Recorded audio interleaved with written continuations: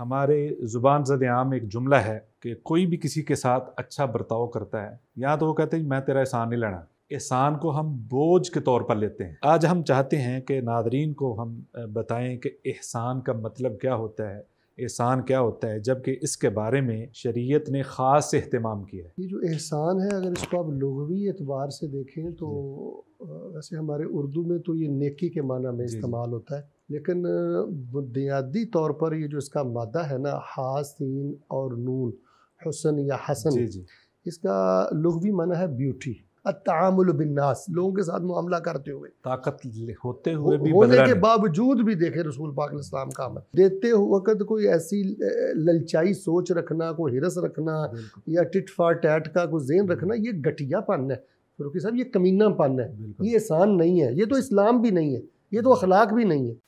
बिस्मिल्लाहिर्रहमानिर्रहीम। नाज़रीन मोहतरम, मैं हूँ आपका मेज़बान सईद फ़ारूकी। हमने पिछले दिनों एक प्रोग्राम नूर क्या है इस हवाले से किया, जिसको आप नादरीन ने बहुत पसंद किया और उस बारे में बड़े अच्छे ख़यालात का इजहार भी किया। हम शुक्रगुज़ार हैं आपके। इसी तरीके से हमारी ये सादत है कि शेख़ मोहतरम फ़ज़ीलत माब अब्दुल मन्नान रासिख़ हाफ़िज़हुल्लाह ताला दोबारा तशरीफ़ फरमा है। उन्होंने दोबारा वक्त दिया है आप लोगों की इस मोहब्बत की वजह से। तो आज हम उनसे ऐसे मौजू पर बात करना चाहते हैं, क्योंकि अल्लाह रब्बुल इज़्ज़त ने आपको तक़रीर व तहरीर में एक ख़ास मिल्कात दिया हुआ है और आप उसमें यद तूला रखते हैं। आपके अल्फाज के अंदर, चाहे वो ज़ुबान से अदा कर रहे हों या कलम से लिख रहे हों, उसके अंदर अल्लाह ने एक ख़ास तासीर रखी है। अल्लाह आपको बरकतों से नवाजे। हम शुक्रगुज़ार हैं शेख़ आपके कि आपने वक्त दिया है। तो आज हम चाहेंगे कि नादरीन से हम ये पूछें कि अक्सर ये हमारे ज़ुबान ज़द आम एक जुमला है कि कोई भी किसी के साथ अच्छा बर्ताव करता है या तो वो कहते हैं मैं तेरा एहसान नहीं लेना, एहसान को हम बोझ के तौर पर लेते हैं। आम लफ्ज़ों में हम समझते हैं कि ये एहसान जो है ये बोझ है। आज हम चाहते हैं कि नादरीन को हम बताएं कि एहसान का मतलब क्या होता है, एहसान क्या होता है, जबकि इसके बारे में शरीयत ने ख़ास एहतमाम किया है। यानी हज़रत जिब्रील अलैहिस्सलातु वस्सलाम ने ख़ुद आकर इसको समझाया है। तो आप किस तरह इसको लेते हैं, किस तरह समझाएंगे कि एहसान क्या है? जी बहुत शुक्रिया फ़ारूकी साहब, अल्लाह तबारक व तआला आपकी जुमला जुहूद को कबूल फ़रमाए, अल्लाह बहुत ज़्यादा बरकतों में रखे आपको। ये जो एहसान है, अगर इसको आप लुग़वी एतबार से देखें तो वैसे हमारे उर्दू में तो ये नेकी के माना में इस्तेमाल होता है, यानी एहसान करना, यानी किसी पर नेकी करना, किसी के लिए आसानी करना, किसी की राह को कुशादा करना। वैसे ये अहसन युहसिनु एहसान है, तो इसका माना ये नेकी करना, नेकी के मफ़हूम में है। लेकिन बुनियादी तौर पर ये जो इसका मादा है ना, हा सीन और नून, हुस्न या हसन, इसका लुग़वी माना है ब्यूटी, बिल्कुल खूबसूरती। सही। यानी इंसान कोई भी नेक अमल करे तो उसको वो इतने एहतमाम से करे, खूबसूरती से करे और इतनी गहरी रग़बत के साथ करे कि वो उसमें रंग भर दे। अल्लाह, यानी मालूम हो कि ये जो नेकी की गई है, ये जो काम किया गया है, महज ये एक फ़र्ज़ की अदायगी नहीं हुई, इसके पीछे नहीं है। हाँ, इसके पीछे एक पूरा एहतमाम था और इसके पीछे एक पूरी मोहब्बत और एक जज्बा कार फरमा था। और यही वजह है कि हम एहसान सिर्फ़ खुदा तरसी को शायद कहते हैं, लेकिन अगर देखा जाए तो एहसान ये हर अमल में मतलूब है। एक हदीस शरीफ आती है, उससे भी माना वाज़ेह हो जाता है, इन्नल्लाह ताला कतबल एहसान अला कुल्लि शै। अल्लाह तबारक व तआला ने तुम पर फ़र्ज़ कर दिया है कि हर चीज़ के साथ एहसान से पेश आओ। वो सूरह मुल्क के आगाज़ में आता है ना, लियब्लुवकुम अय्युकुम अहसनु अमला, वो कि आप अमल थोड़ा कर लें लेकिन उसमें ब्यूटी पैदा करें, खूबसूरती पैदा करें। तो बुनियादी तौर पर इसका लुग़वी और शरई माना मफ़हूम आसान लफ्ज़ों में ये है कि आप कोई भी अमल करें तो उसको पूरे एहतमाम से करें, पूरे शौक़ से करें, गहरी रग़बत से करें और आप उसमें रंग भर दें। कमाल, ज़बरदस्त। यानी कि आप नेकी करें उसके पूरे एहतमाम और ख़ूबसूरती के साथ। बहुत खूब। अच्छा शेख़ मोहतरम, ख़ास तौर पर कुरान मजीद में बहुत सारी जगहों पे एहसान का ज़िक्र किया गया है और उनके साथ कुछ आमाल का भी जिक्र किया गया है, इस बारे में आप क्या कहेंगे? कुरान मजीद में अल्लाह तबारक व तआला ने कई एक मुकामात पर लफ्ज़ एहसान का इस्तेमाल किया, मिसाल के तौर पे, और वहाँ बड़ी ज़रूरत भी थी। सही, वहाँ ज़रूरत भी थी कि इंसान हो सकता है यहाँ पर एहसान का दामन छोड़ दे या भूल जाए। मिसाल के तौर पे जहाँ सहाबा का जिक्र हुआ ना, वस्साबिक़ूनल अव्वलून मिनल मुहाजिरीन वल अंसार वल्लज़ीन तबअहुम बिइहसान, यानी महाजर अंसार सहाबा के बाद अल्लाह ताला ने फरमाया कि जो भी एहसान के साथ इनकी पैरवी करेंगे हम उनको भी अपनी रज़ा और रहमत के ख़जाने देते हुए हम उनको भी जन्नत देंगे। यानी सहाबा किराम के बाद अगर कोई सहाबा की तरह अल्लाह की रज़ा और रहमत और जन्नत चाहता है ना, उनको सहाबा की पैरवी एहसान के साथ करना होगी। यानी जैसे सहाबा ने शिरक से बचकर, रसूमात से बचकर और बिदात व खराफात से बचकर खालिस अल्लाह और उसके रसूल के हुक्म पर लब्बैक कहा है, बाद वालों को भी अपने ईमान में और अपने अमल में और इस्लाम में यही जज्बा एहसान रखना होगा। एक यहाँ पर एहसान की बात है, और यकीन करें फ़ारूक़ी साहब, अगर बाद वाले लोगों ने सहाबा की पैरवी में दर्जा एहसान को सामने रखा होता तो आज मुल्क की ये हालत ना होती। दूसरी बात यह है कि वालिदैन का जहाँ जिक्र हुआ, वक़ज़ा रब्बुका अल्ला तअबुदू इल्ला इय्याहु व बिल वालिदैन, यहाँ भी अंदेशा था कि बंदा कोई ख़राबी कर सकता है। ज़ाहिर है कि वो कमज़ोर हो गए, उनके बाजू में अब ताकत नहीं है, उम्र ढल गई है, तो बंदा यहाँ कोई सर उठा सकता है। तो यहाँ भी कहा नहीं भाई, यक तरफ़ा एहसान का मामला करना है आखिर हद तक, उनकी सख्ती और दुरुस्ती के बावजूद भी। फिर वो तलाक़ के मौका पे बहुत अंदेशा होता है कि बंदा जुल्म पे उतर आए और किसी औरत को रुसवा करना शुरू कर दे और उसको ज़लीलो ख़ार कर दे माशरे में, या उसके अयूब ज़ाहिर कर दे। वहाँ भी फरमाया कि तलाक़ मर्रतान फ़इम्साकुम बिमारूफ़ औ तसरीहुम बिइहसान, एहसान से छोड़ना है, जलील करके नहीं छोड़ना। सही सही। अच्छा, वो पहले मामले में भी एहसान नज़र नहीं आ रहा, वालिदैन के मामले में भी एहसान नज़र नहीं आ रहा, और इस वक्त अज़दवाजी ज़िंदगी में जब अलहदगी होती है और ये लोग कैसे अदालतों में पूरे ख़ानदान में एक दूसरे को खार करते हैं, जलील करते हैं, वो भी आपके सामने, यहाँ भी एहसान का लिहाज नहीं रखा जाता। फिर गालिबन एक चौथे मौका पे वो जहाँ दियत का मसला आता है ना, कि अगर मकतूल के वरसा दियत पे राज़ी हो जाए तो जो कातिल या कातिल के वरसा हैं उन्होंने जो दियत देनी है ना, वह अदाउन इलैहि बेहसान, माजरत करते हुए, माफ़ी मांगते हुए, झुकते हुए अच्छी अंदाज से दियत उनको देनी है। उसमें भी किबर, घमंड और अपनी दौलत का नशा नहीं होना चाहिए। तो ये बिलखुसूस कुरान पाक में अल्लाह तबारक व तआला ने इन आमाल या इन हस्तियों के साथ एहसान के लफ्ज़ को इस्तेमाल किया है, और पूरे मुआशरे का हुस्न इसी में है कि हम इसका लिहाज रखें। फिर नतीजा क्या होगा?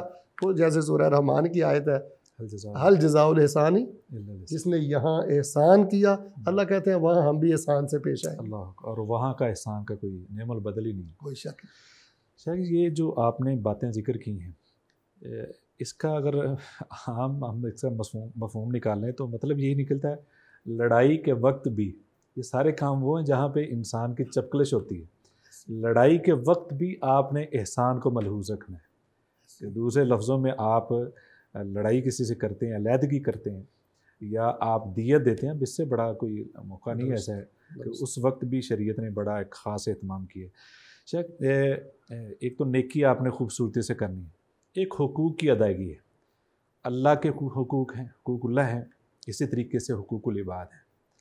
हम पहले आपसे ये पूछना चाहेंगे कि अल्लाह के हुकूक के साथ एहसान, लेकिन ये हुकूकुल्लाह की अदायगी में जो जज्बा एहसान है ना, वो तो आपने आगाज़ में तमहीदी तौर पे ज़िक्र किया कि सैयदना जिब्रील ने पूछा आकर कि हम अल्लाह ताला की इबादत कैसे करें, तो फरमाया अन तअमल लिल्लाह का अन्नका तरा, है अन तअबुदल्लाह का अन्नका तरा, ये अल्फाज हदीस में आते हैं कि जब तो अल्लाह ताला की इबादत करे तो ऐसे करे गोया कि तो अल्लाह को देख रहा है। फरूकी साहब, यहाँ का अन्ना बड़े काम का है, हकीकत में नहीं देख रहा, गोया के तो अल्लाह को देख रहा है। अगर ये जज्बा और ये दर्जा नसीब नहीं होता तो कम से कम ये तो ईमान रासिख है ना कि अल्लाह तबारक व तआला देख रहा है। तो हुकूकुल्लाह की अदायगी में इंसान जब नमाज पढ़े जी, जब तिलावत करे, और जब ज़िक्र करे, जब ज़कात अदा करे या जब हज करे, तो उसको ये पूरा अपने दिलो दिमाग में अकीदा रखना चाहिए कि मेरा अल्लाह बसीर है, खबीर है और अलीम है, और मेरा अल्लाह देख रहा है, और मैं अल्लाह तबारक व तआला के इल्म में हूँ।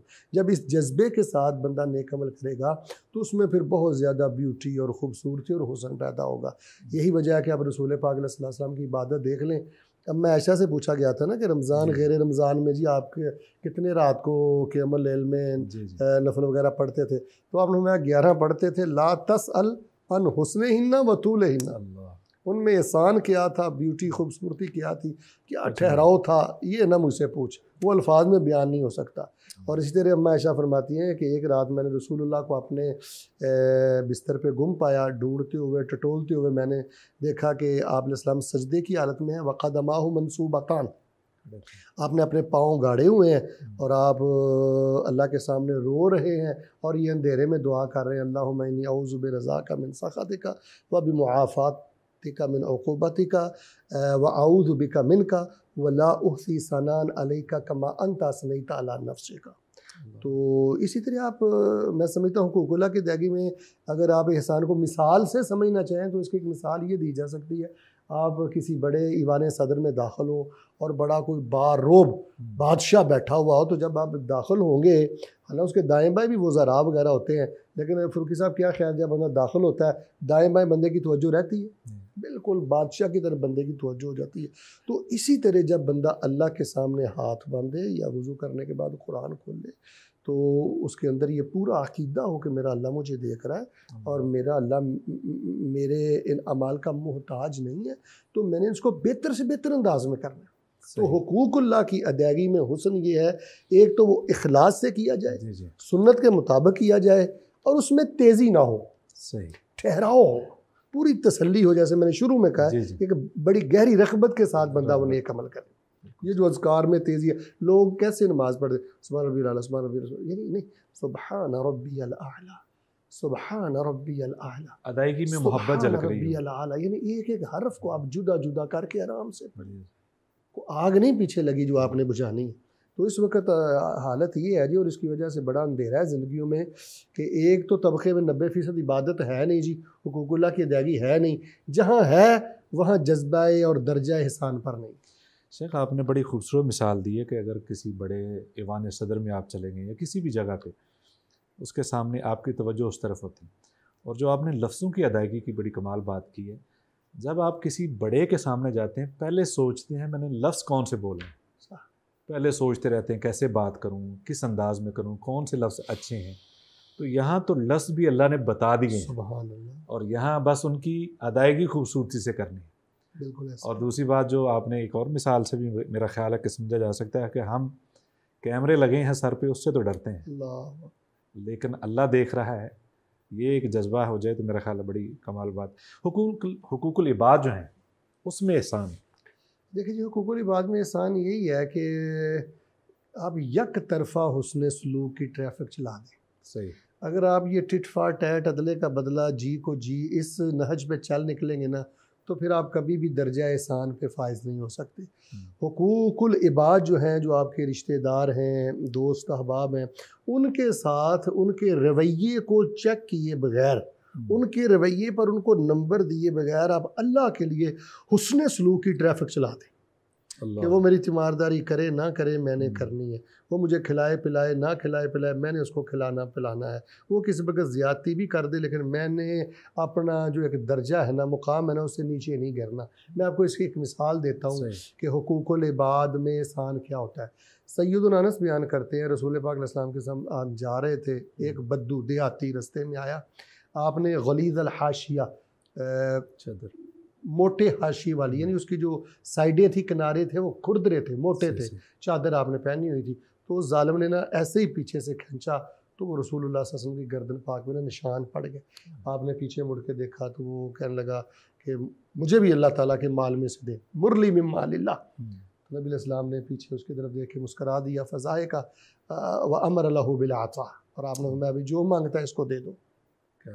यानी उसके खींचने को नहीं देखा, उसकी सख्ती को नहीं देखा, बदलिहाजी को नहीं देखा। ये है लीडर, ये है इमाम कायनात, ये है दर्जा एहसान हुकूकुल इबाद के मामला। लोगों इसको आप कहते हैं अत्तामुल बिन्नास, लोगों के साथ मामला करते हुए, ताकत होते हुए भी होने बदला के नहीं। बावजूद भी देखे रसूल पाक इस्लाम का अमल। फिर वो एक वाक़या आता है बड़ा मरूफ कि आप दरख्त के साए तले लेटे हुए थे, तलवार लटका दी, दुश्मन आया, उसने पकड़ ली, कहा मैं यमनाऊ का मिन्नी, कौन बचाएगा? आपने फरमाया अल्लाह। ये नहीं कहा मैं हज़रत जिब्रील के सदक़े बच जाऊँगा या हज़रत इब्राहीम की तफ़ैल में बच जाऊँगा, कहा अल्लाह। आज भी इस अल्लाह की ज़रूरत है कि हम अंदर के पूरे यकीन से कहें कि अल्लाह, एक अल्लाह है मेरी सुनने वाला और मुझे पहुंचने वाला और मेरी मदद करने वाला। जब अल्लाह कहा तो वो तलवार नीचे गिर गई, तो उसने फिर रसूल पाक अलैहि सलाम ने पकड़ ली। अब आपने बताओ भाई तुझे कौन बचाएगा? उसने तारीफ़ें शुरू कर दी, खैर आपने छोड़ दिया। वहाँ आता है कि आपने कहा भी कलमा पढ़ते हो? कहने लगा मैं नहीं पढ़ता। तो आप अलैहि सलाम ने फरमाया हाँ, उसने कहा एक वादा करता हूँ, आइंदा कभी जंग करने आपके मुकाबला में नहीं आऊँगा। खैर वो चला गया। अब जाकर रसूलुल्लाह सल्लल्लाहु अलैहि वसल्लम का जब उसने ये एहसान देखा, तामुल रवैया देखा, तो उसने क्या कहा? काफिर था और अपनी बस्ती वालों को जाके कहता है जिअतुकुम मिन इंदी खैरिन नास, मैं एक ऐसे इंसान के पास से आया हूँ कि मैंने ज़िंदगी भर ऐसा मोहसिन इंसान नहीं देखा। वाकदी वगैरह दीगर मौरखीन लिखते हैं वो भी मुसलमान हो गया और पूरा कौम कबीला भी मुसलमान हो गया।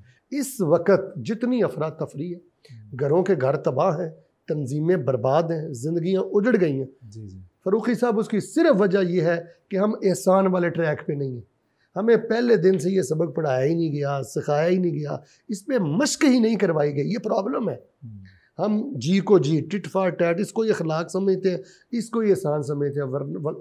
हत्ता कि अल्लाह ताला माफ़ फरमाए, आजकल कई घरों में माएँ बच्चियों की ये तरबियत करती हैं कि चुप करके ना सुन दी ना रही, जवाब दे दे। अगर वो कहे ना कि मम्मा उसने मेरे साथ ऐसे किया, तेरे मुँह से ज़बान नहीं सी, तो हम अपने इस चैनल की वसातत से बसात अर्ज़ करेंगे कि जहेज़ की बुनियाद पर बेटियों के घर नहीं संवरते, और पैसे और दौलत और डिग्रियों और वीज़ों की बुनियाद पर ज़िंदगी खूबसूरत नहीं होती।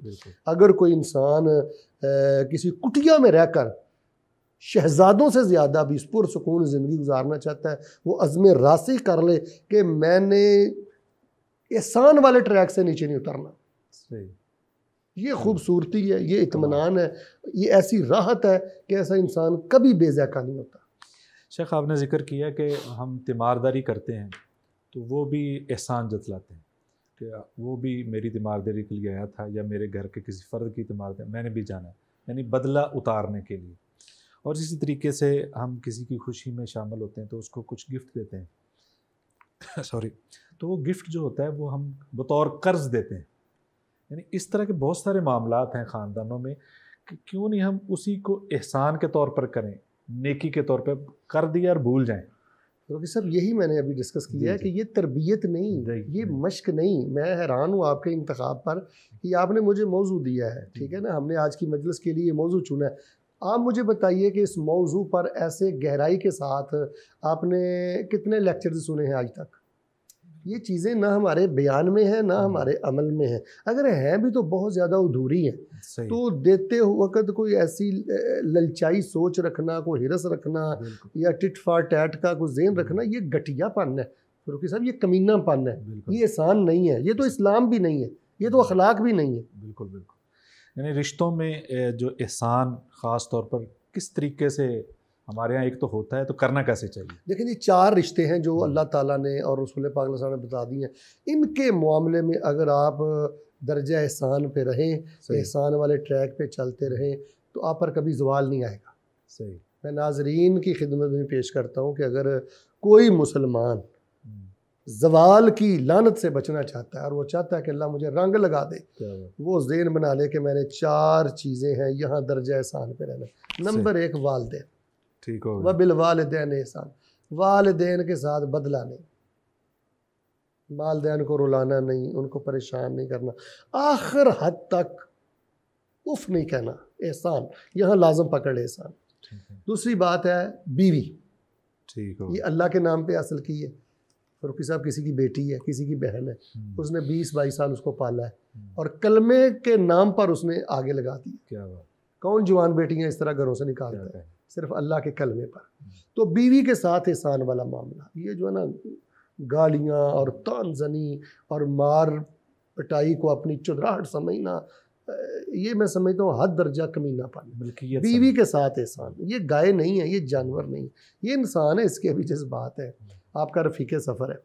तीसरी चीज़ है जी बेटी, सही, बेटियों के साथ एहसान। देखें बहुत गंदी गालियाँ लोग देते हैं, बल्कि ये रिवायात में आया, फरमाया जिसको अल्लाह ने बेटी दी फ़अहसन तअदीबहुन्ना औ कमा क़ाल, कि उनको अच्छी तरह अदब सिखाया, एहसान वाला मामला किया, तकलीफ़ पे सब्र किया।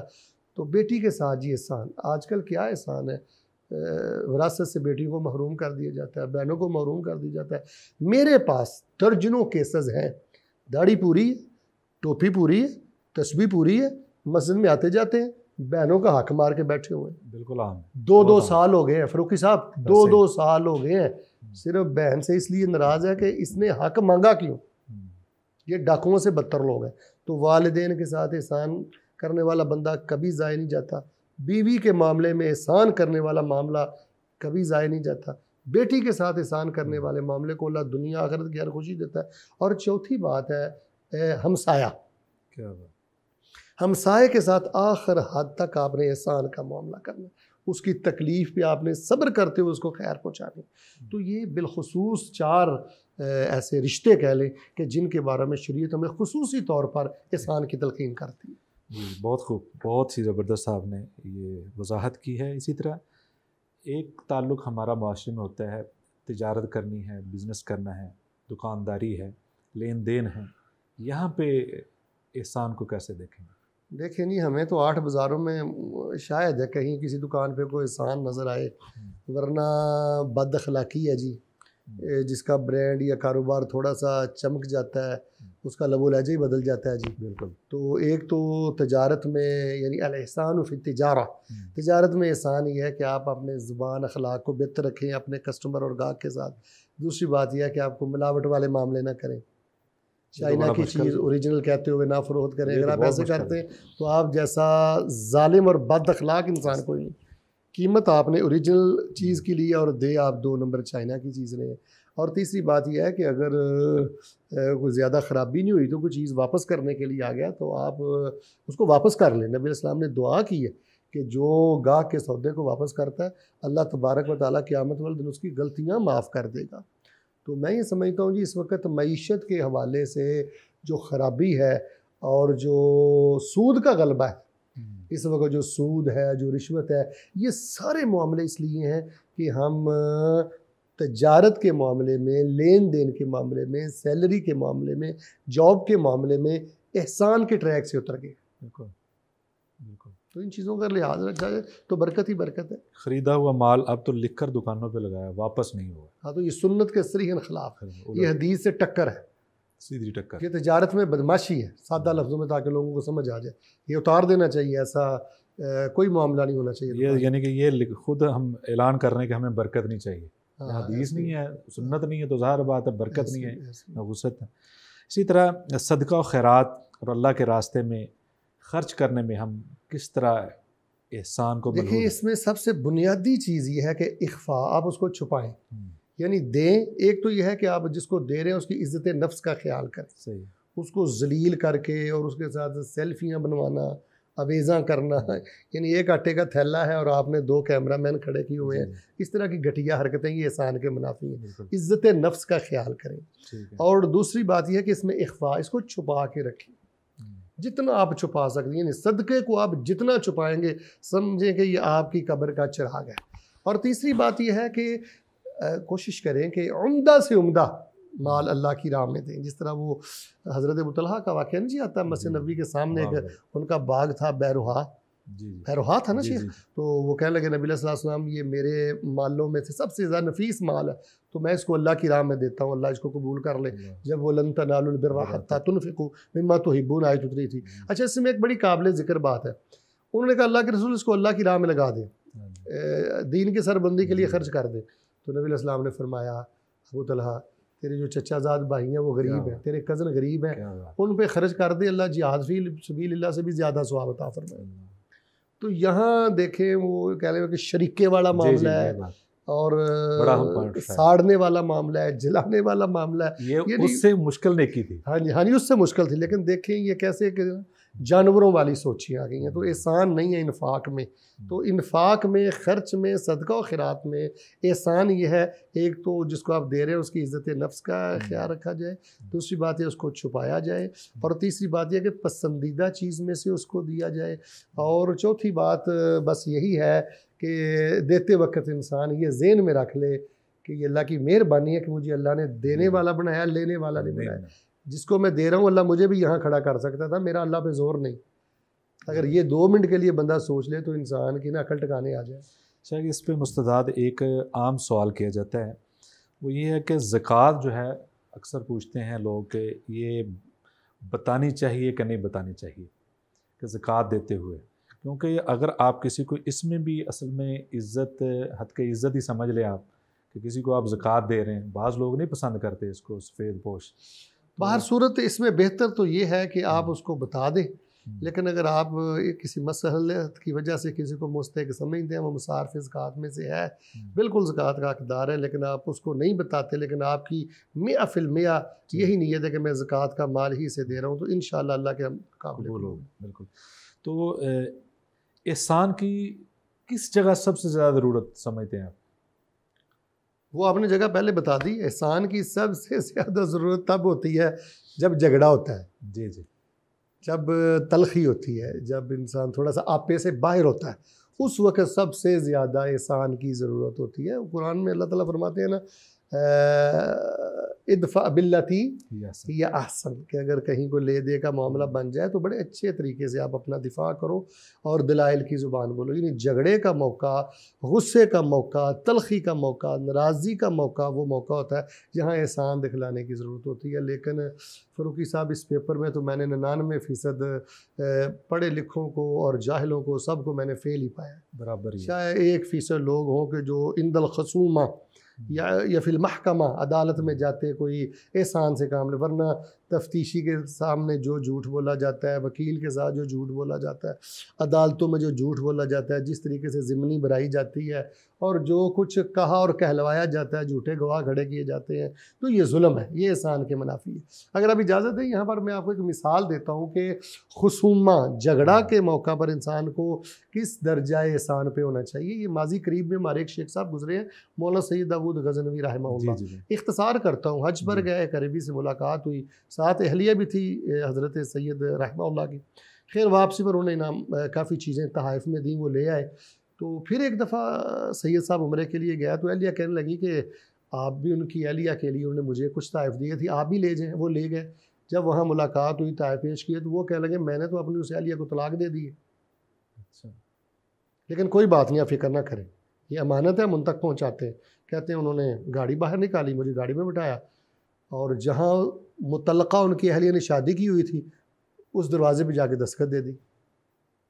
तो रास्ते में बता भी दिया कि मैंने उसको तलाक दे दी थी, उसने आगे शादी कर दी है, अब उसका जो नया शौहर उसके घर में आपको लेके जा रहा हूँ। सैयद साहब फरमाते हैं मेरे दिल में अजीब अंदेशे थे, यार वहाँ पर तो हाथापाई हो जाएंगे, मामले बिगड़ जाएंगे। वो दरवाज़ा खटखटाया, बाहर निकला, बैठे में बैठे कहवा चाय भाई हमने पी। उन्होंने कहा जी ये जो आपकी अली हैं, ये जब वो मेरे निकाह में थी तो इनकी अली आई थी तो उन्हें ताइफ दिए थे, ये उन्होंने ताइफ भेजी हैं, ये अमानत आई थी तो मैं आप तक देने के लिए आया हूँ। अल्लाह अकबर, क्या बात। सगे भाई नहीं सारी ज़िंदगी आपस में कलाम करते, सकी बहनें, दीन के ठेकेदार, मज़हब के ठेकेदार, पर्दे के ठेकेदार। फ़रूकी साहब मैं सख्त अल्फाज इसलिए बोल रहा हूँ कि शायद किसी के गाड़ी के ठेकेदार, नमाजों के ठेकेदार, लेकिन दिल के इतने सख्त हैं। देखें ना चाहते में अगर ऐसा मामला हो गया तो अल्लाह के लिए दर्जा एहसान पे आ जाए, दरगुजरी करें, माफ़ी करें, अल्लाह को मंजूर ही यही था। तो आपका ये जो सवाल है ना, ये सबसे ज़्यादा एहसान की कहाँ ज़रूरत है? वहाँ पर ज़रूरत है जहाँ पर हालात थोड़े से बिगड़ जाएं, नाराज़गी का मामला शुरू हो जाए, लड़ाई झगड़ा और तलखी और तुरशी के मामले शुरू हो जाए, वहाँ पर आपने इदफ़ा बिल्लती ही अहसन, फिर अल्लाह असबाब भी ऐसे पैदा कर देगा कि इंशाअल्लाह कुर्बतों की राहें हमवार होंगी। शेख, हमारे यहाँ बहुत सारा ऐसा भी है कि एहसान अगर कर दिया है, मसलन एहसान का जो आपने शुरू में मतलब बताया है, वो मतलब तो हम लेते नहीं हैं। जैसे वो तो हम एहसान को आम तौर पर बोझ के माने में लेते हैं कि इसने एहसान किया, मैं इसके एहसान तले नहीं आना चाहता। तो लेकिन ये है कि जो शरई तौर पर एहसान जतलाना, इसके बारे में, या किसी को आप एहसान जतलाना और चीज़ है, किसी को एहसास दिलाना, इनमें क्या फ़र्क है? देखिए, ये नीयत का ही फ़र्क है और अल्फाज का ही फ़र्क है। जी जी। ला यदखुलुल जन्नत मन्नान, नबी सल्लल्लाहु अलैहि वसल्लम ने फरमाया जो एहसान जतलाने वाला है ना, वो जन्नत में नहीं जाएगा। एहसान जतलाना क्या है कि आपने किसी को साइकिल मोटरसाइकिल कोई चीज़ लेकर दे दी और आपने छोटी सी बात पे, कोई ख़ास वजह भी नहीं है, उसको तानजनी शुरू कर दी। तो मेरा दिता खाना है तो मैनू ही गल्लां करना है, तेरे पल्ले करतूत की है, मैं तेनू है लैके। ये लबो लहजा ठीक है, हमारे टुकड़ों में पलने वाले, यानी ये हमारे टुकड़ों पे पल के हमें ही बातें करते हो, ये लहजा इसमें फ़िरौनियत की बू आती है। देखें, अब फ़िरौन तो नहीं हमारे यहाँ, लेकिन फ़िरौनी मिजाज बाकी है, फ़िरौनी अल्फाज रवैये बाकी है। इस तरह का अंदाज़ नहीं होना चाहिए। बाकी देखें, आपकी बेटी है, आपका बेटा है, या बीवी है, या शागिर्द है, या कोई भी आपका दोस्त है जिसके साथ आपने हुस्न सलूक किया है, लेकिन वो एहसान फरामोशी या नमक हरामी या ज्यादती की आखिरी हदों पर ही पहुंच चुका है, तो आप उसको एहसास दिलाने के लिए आपका मकसद उसको जिच करना, जलील करना नहीं, रुसवा करना नहीं, अपनी ताली और तकब्बुर और घमंड और नखवत आपके ज़हन में नहीं, आपके ज़हन में है कि इसको थोड़ा सा एहसास दिलाता हूँ राह रास्ते आ जाए, तो आप किए हुए किसी एहसान या नेकी का उसे एहसास दिलाते हैं अच्छे अल्फाज से, तो इंशाअल्लाह ये एहसान जतलाने में नहीं आता कि जिसकी बहुत ज्यादा सलाह है। लेकिन जिसका ज्यादा अमल है, तो मैंने आपको बता दिया, एक तो आपकी नीयत पर है कि आप अपने अना और गुस्से के लिए सारा कुछ कर रहे हैं और उसको ज़लील करने के लिए कर रहे हैं, या आपका मकसद भी इस एहसास दिलाने से उसकी इस्लाह है। बिल्कुल सही, खूब खूब। अच्छा शेख, जहाँ मुआशरा ऐसा है, गैर मुस्लिम हैं, या हमारे में से कोई ऐसे लोग हैं जो गैर मुस्लिम मुआशरे में रहते हैं, आउट ऑफ कंट्रीज, हाँ जी, वहाँ पे ज़ाहिर बात है मुसलमान की पहचान ही उसका एहसान है, उसमें सलूक है, या वहाँ एहसान को कैसे वो उजागर? देखिए जी, मैं समझता हूँ कि जो लोग अमेरिका, यूरोप, बरतानिया, यूके ऐसे कंट्रीज़ में रहते हैं, उनको ख़ास तौर पे ना अपने इस्लाम में एहसान पैदा करना चाहिए। अच्छा जी, इस्लाम में भी एहसान है। फ़ारूकी साहब, हदीस में आता है फ़हासूना इस्लाम हो, कि जो बंदा मुसलमान हुआ और उसके इस्लाम में एहसान हुआ, अल्लाह उसके बदले उसकी पिछली ज़िंदगी के सारे गुनाह माफ़ कर देंगे। और जो कलमा पढ़ने के बाद भी उसके इस्लाम में एहसान ना हुआ, वही बदकारियाँ तसलसल के साथ करता रहा, तो फरमाया पिछला अगला सारा बोझ उस पर डाल दिया जाएगा। तो ऐसे लोग जो गैर मुस्लिम ममालिक में रहते हैं, जिनको अपने इस्लाम में एहसान पैदा करना चाहिए, वो चलते फिरते इस्लाम का इश्तिहार है, वो मुसलमानों के नुमाइंदा हैं। बल्कि मैं समझता हूँ जो गैर मुस्लिम कंट्रीज़ में लोग रहते हैं ना जी, उनको ये समझना चाहिए कि मैं यहाँ पर अपने दीन का, अपने मज़हब का सफ़ीर हूँ।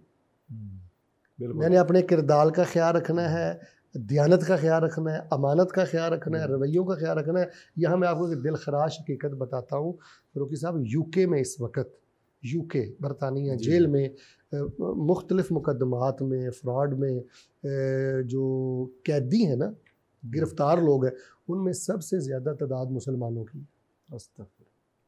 सबसे ज़्यादा तादाद मुसलमानों की। मुझे बताएं, इससे बड़ा इस्लाम के माथे पे बदनुमा दाग और क्या हो सकता है? और मुझे आप अगर पूछें कि शेख साहब चलते चलते ये भी बता देंगे कायनात का बदबख्त तरीन इंसान कौन है, मैं समझता हूँ कि कायनात का सबसे ज़्यादा बदबख्त इंसान वो है जिसकी वजह से इस्लाम बदनाम हो जाए, जिसकी वजह से कुरान बदनाम हो जाए, जिसकी वजह से लोग मुसलमानों से मुतनफ़र हो जाए। तो लिहाजा जो गैर मुस्लिम ममालिक में हमारे मुसलमान रहते हैं, उनको अल्लाह का वास्ता दे के कहता हूँ कि ये टके कुछ नहीं है। ठीक है, आप यूरो की खातर, डॉलर्स की खातर हर हद ही क्रॉस कर जाते हैं, तो ये दुनिया और आखिरत की ज़िल्लत और लानत है। बस दियानतदार बने और बाअखलाक बने, और हर कदम उठाते हुए ये ज़हन में रखें कि मैं इस्लाम का नुमाइंदा हूँ और यहाँ पर मैं इस्लाम का सफ़ीर हूँ। मुझे आप इजाज़त दें, यकीन करें कई वाक़यात मेरे पास हैं कि लोग, मैं करने वाला था सवाल, कोई वाक़यात भी इस हवाले से आप ज़रूर जिक्र करें। जी, वो मैं बाद में बताता हूँ। एक सरदस्त यहाँ इसके मुतल्लक, यानी गैर मुस्लिम ममालिक में मुसलमान कैसे रहे, यानी गैर मुस्लिम रवैये देख के मुसलमान हो गए मुसलमानों के। जी जी। वो एक मसाई थी औरत, वो एक इस्लामिक सेंटर में चली गई और कहने लगे जी मेरे बेटे को आप मुसलमान कर लें, वो 12 साल का है। पूछा जी क्यों, तूने तहकीक की? उन्होंने कहा तहकीक कोई नहीं की, मेरे सामने मुसलमान रहते हैं। उन मुसलमानों के बच्चों का अपने माँ बाप के साथ जो रवैया है ना, उस रवैये ने मुझे इस बात के मजबूर कर दिया कि मैं भी अपने बच्चे को कलमा पढ़ाकर मुसलमान कर। क्या बात, क्या रवैया। उसने कहा जी उनके माँ बाप शाम को घर आते, वो माँ बाप क्या हैं, वो तो उनके मिनिस्टर हैं, उन्होंने घरों में बादशाहों की तरह माँ बाप को रखा हुआ है। पाँव मालिश करते हैं, पाँव चूमते हैं, दबाते हैं, कदमों में बैठते हैं, वो तो सरदारों की तरह रखा हुआ। तो मुझे डर है अगर ये मुसलमान ना हुआ तो ये तो मुझे ओल्ड होम में छोड़ा है, कैंप में छोड़ा है।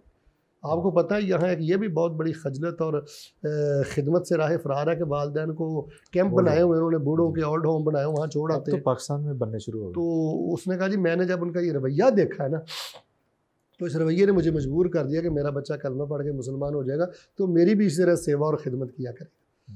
तो गैर मुस्लिम ममालिक में जी बहुत ज़्यादा अपनी दियानत, अमानत और ख़िदमत का लिहाज रखना चाहिए। बिल्कुल सही है।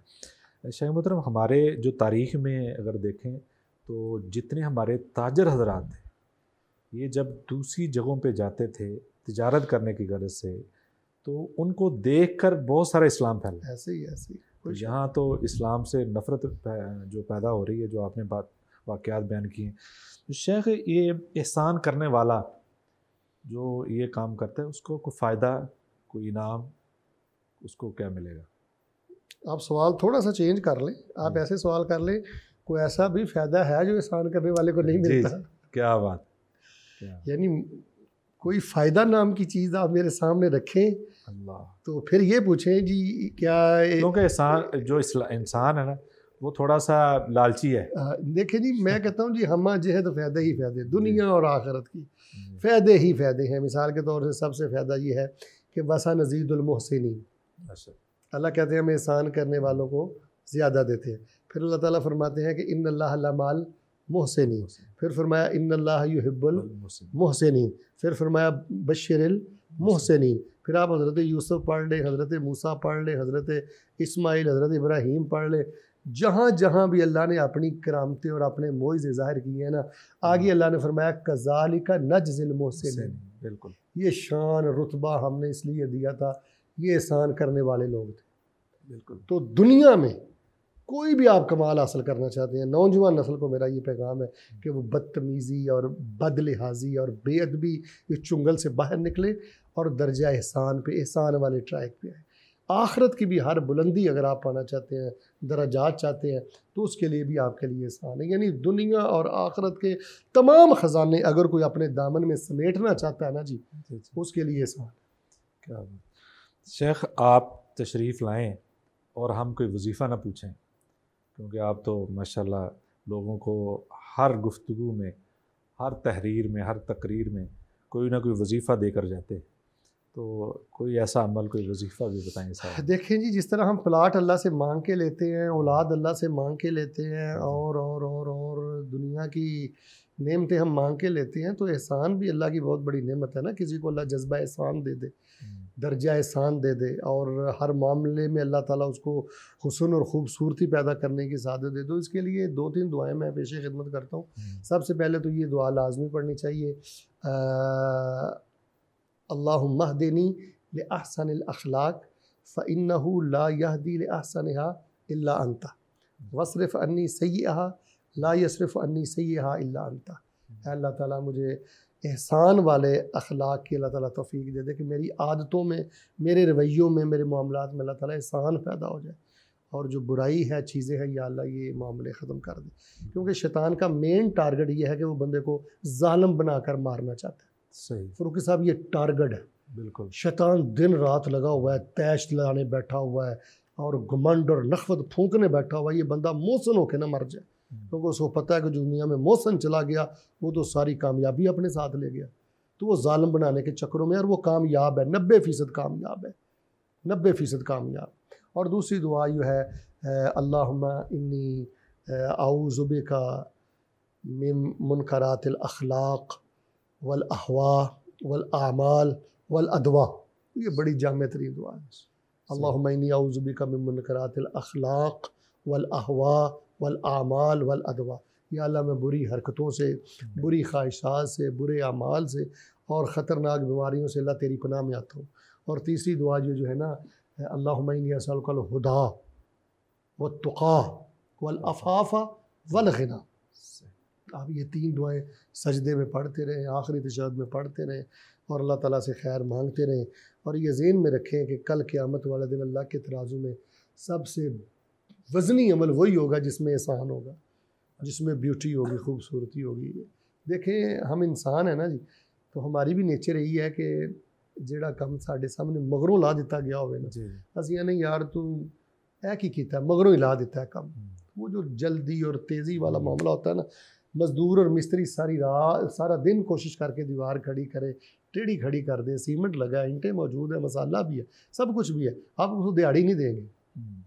बिल्कुल इस तरह एक बंदा नमाजें भी पढ़े, रब भी करे, लेकिन उसमें तेज़ी जल्दी ये चीज़ें हों, तो ये सारी चीज़ें फिर किसी वबाल जान बन जाने का ख़तरा है। और अल्लाह ताला माफ़ फरमाए, शैतान बड़ा खन्नास है, वो इस वक्त पूरी कोशिश में है कि पहली तो बात यह है कि मुसलमान नेकी करे ना, 90% नेकियां नहीं होती, जो 10% करते हैं फिर उसमें भी 7-8% कोशिश करता है कि वो उसका हुस्न ख़त्म कर दे, पीछे से इखलास ख़त्म कर दे, अमल सुन्नत के मुताबिक ना हो। तो 1%, 0.5% मामूली सा ही वो तबका रहता है। दुआ करें अल्लाह तबारक व तआला हमें भी उनमें शामिल फरमाए, अल्लाह ताला आपको जज़ाए खैर दे। बारकल्लाह शेख, बहुत शुक्रिया, आपने बड़ी एक तफसील से और बड़ी माशाल्लाह गहराई से एक लफ्ज़ को वाज़ेह किया है। अल्लाह आपको जज़ाए खैर अता फरमाए, मज़ीद इज़्ज़तों से सरफराज रखे। बारकल्लाह करमकल्लाह। जी नाज़रीन, आपने सुना है कितनी प्यारी गुफ्तगू, दिल था कि सुनते ही रहें। ख़वातीन अक्सर घर में अगर कोई खाना बनाती हैं तो मेहमान आए या घर वाले अक्सर ज़िक्र करते हैं खाना बड़ी रीझ ना बनाए। तो जब किसी काम में रीझ हो या किसी काम में खूबसूरती हो तो वो काम और ज़्यादा अच्छा बन जाता है। इसी तरह नेकी जब आप दिल से करते हैं, दिल की गहराई से करते हैं, सारी गुफ्तगू का खुलासा ये है कि आप दिल लगा कर करते हैं और आपकी ये कोशिश है कि इसको मैं कमाल तक पहुंचाऊं, इस नेकी को कमाल तक पहुंचाकर उसको सरअंजाम देना ये एहसान है। इस गुफ्तगू को सुनिए भी और अपने अहबाब में इसको शेयर भी कीजिए, ये आपका भी एहसान होगा। अपना ख्याल रखिएगा, हमें दीजिए इजाज़त। अल्लाह हाफ़िज़।